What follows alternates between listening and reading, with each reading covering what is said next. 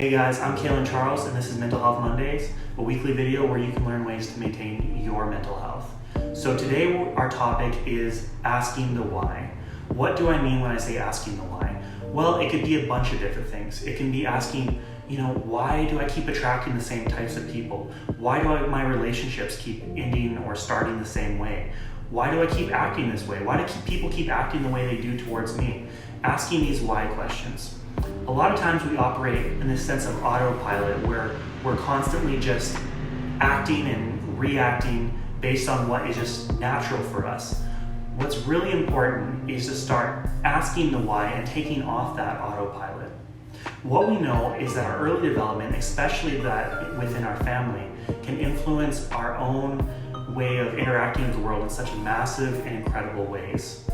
Within those first couple of years, what we often do is develop template relationships. And what I mean by template relationships is our earliest first relationships, such as those with our parents, our brothers, our sisters, our aunts and uncles, whoever we're close to when we're young, with those primary relationships, often determine and inform how we view ourselves in other relationships, how we view ourselves in relation to the world, what our role is, what other people's roles are. And from that development, early on, where we develop these templates of how we interact and react to the world, we often carry that forward with us as we get older, as we grow older, as we move through life.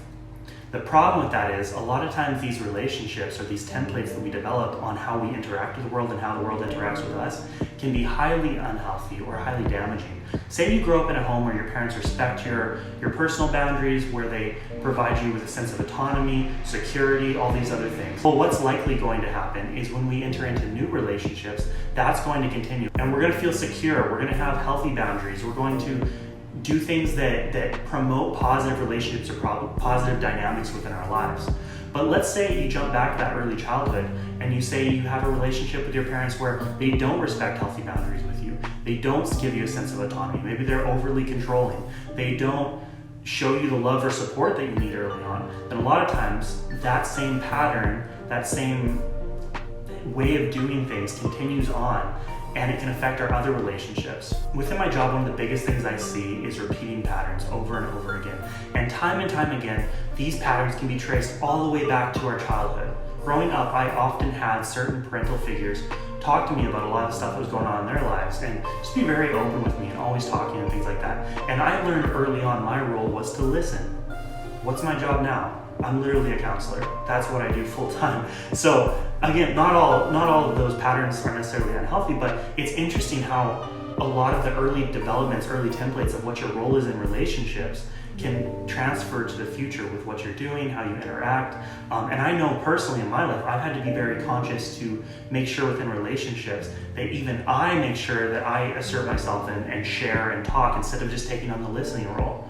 So this asking the why question is so important because as we're going through lives, and if you're seeing repeating patterns over and over again in your life in different ways, what I want to challenge you to do is look at those things and ask, why is this happening? Why do these patterns keep repeating? Why do these relationships keep turning out the same ways? And I bet 9 times out of 10, you can trace that back to some dynamic taking place within your childhood. Once we have knowledge, I always tell my clients that we can take off the autopilot and go back into manual where we actually take active control. When we're living in ignorance, we just have to react based on what we don't know. But once we have that knowledge, we can say, you know what? These relationships are turning out because I'm repeating this pattern that I learned when I was 7.